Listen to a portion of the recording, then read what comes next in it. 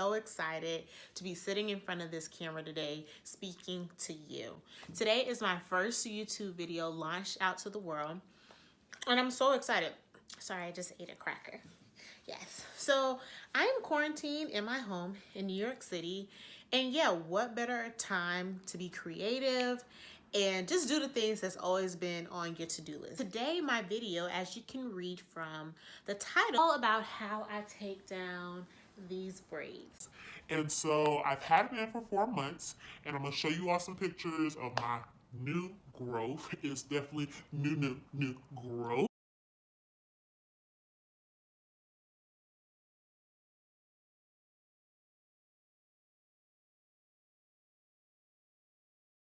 The main goal I want you to achieve from this video today is basically don't rip out your precious curls. I kept my braids in 4 months to be exact for a reason, to retain and grow and protect my hair. So I'm gonna walk you through that process very seamlessly, and I just really want you to be patient with yourself and get through this video. Please like, comment, subscribe, tell me what else you all want to see, and let's get on this journey together. I'm super excited and hope you all like and enjoy this video.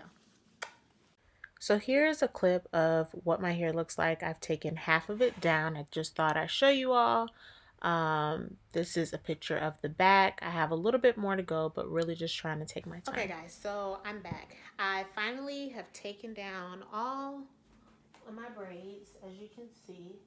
And just a point of information, when I'm taking down my braids, I make sure I'm like just in sections, as you can see, just putting it off in a way in a twist. And I just knot it because when you're taking out a braid or any other protective style, I know for me, my hair naturally expands. So I just want to make sure it doesn't get out of hand when it comes to my detangling process, which I'm about to walk through now. It's manageable. So we're going to go ahead and get started. So I'm going to walk through basically 3 techniques. To get right in, we're going to be using my pre-poo. It's very simple. Any conditioner that you would like. This is my go-to actually for conditioning and really anything, but I'm not going to get into a specific product review right now, but just grab any conditioner. It doesn't matter what kind. I would preferably you do or use one that is cheap, because you're going to be using a lot of it if you have a lot of hair. Then apple cider vinegar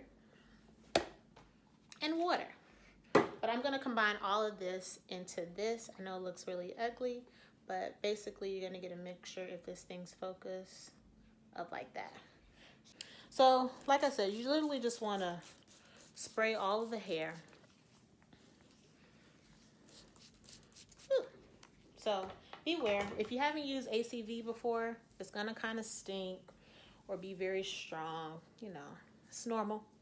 So like I said, I'm just working this in the hair.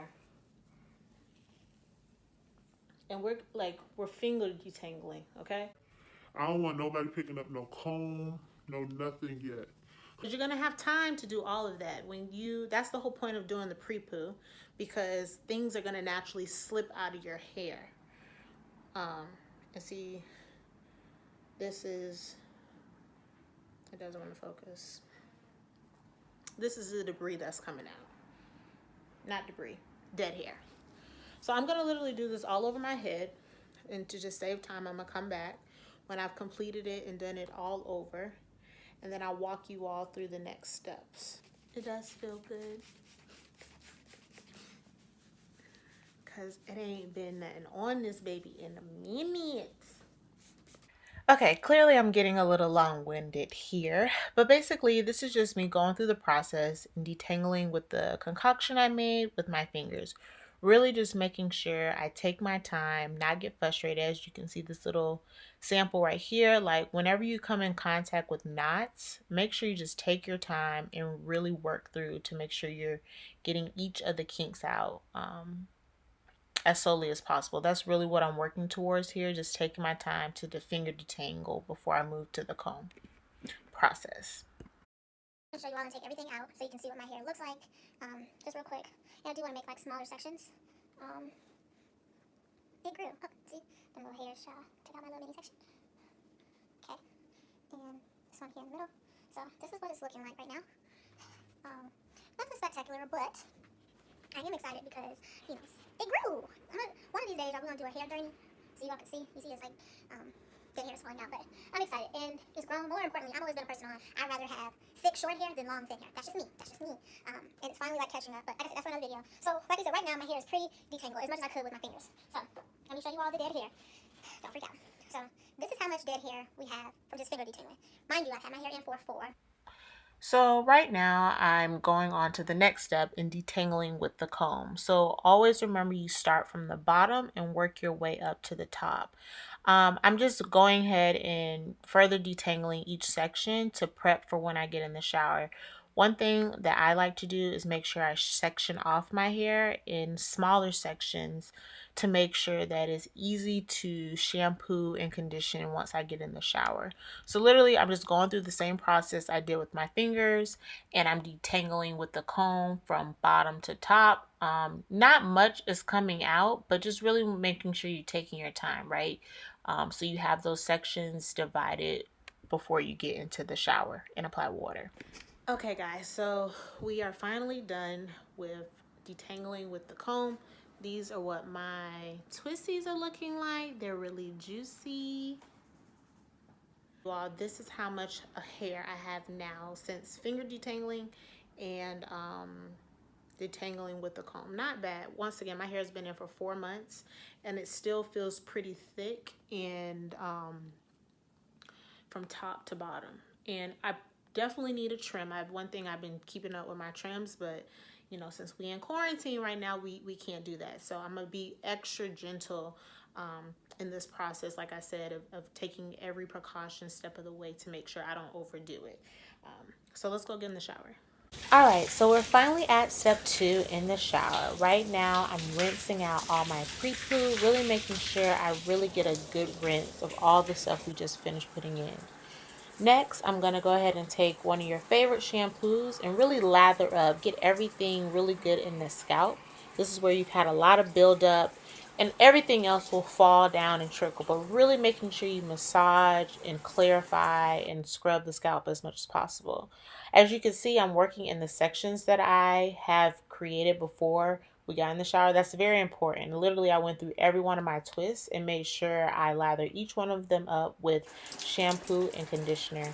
I did have a couple of tangles, so I did come back with my detangler to make sure I just kind of got those through. It looks very heavy-handed here, but I definitely was making sure I was taking my time and making sure that I got through each strand carefully.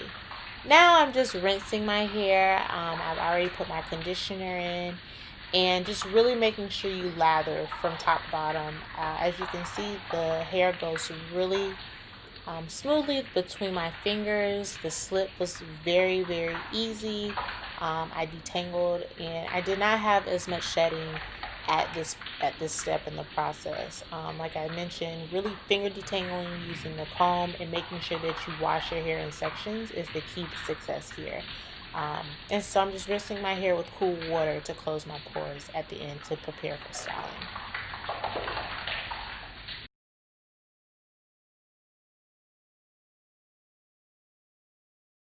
So I have washed my hair, conditioned it, detangled it. It is nice and clean. And now we're going into our last step, which is the leave-in, cream, and oil. So I prefer this method because my hair is usually on the drier side and I need to make sure that I seal it with oil and put the creams and stuff and leave it in first. So like I said, at this point, I'm no longer using a comb. I've detangled my hair twice. At this point, you should no longer be using a tool. That's my personal opinion. I am leave-in conditioner. Start from the bottom. This tends to be my most driest area. Making sure I really get my ends. Remember, this is the area that's received less amount of moisture. Now I'm going to use the cream. So this is like a hair milk from Shea Moisture. Same thing. Start at the bottom. Work my way up to top. Separate a little bit. Make sure I get it in the insides. And then the last part is the oil. I'll get into this, how I make it, but just take a little, dip my fingers, right? Once again, start at the bottom and just seal it in. Seal it in. You know, get in the scalp. This is where this baby comes in, because the oil has rosemary and tea tree and some other stimulating oils, and this is what really helps get the blood vessels working and moving.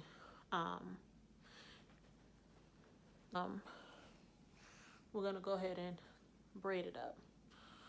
This time braiding because, like I said, whatever I would do to my hair after, I just want it to be further detangled, and the braid elongates it a little bit more than a twist. So I'm gonna go ahead and do this all over my head. We're done. So this is what my hair is looking like. You guys enjoyed this video. I hope it was detailed and it helped people get through, you know, basically what you should do when you take out your hair with braids or any protective style. It's nice and conditioned, and it'll probably stay like this until I'm ready to style it. So yeah, let me know how you all think of this video. Give it a thumbs up. Thank you so much for watching. See you all later. Bye.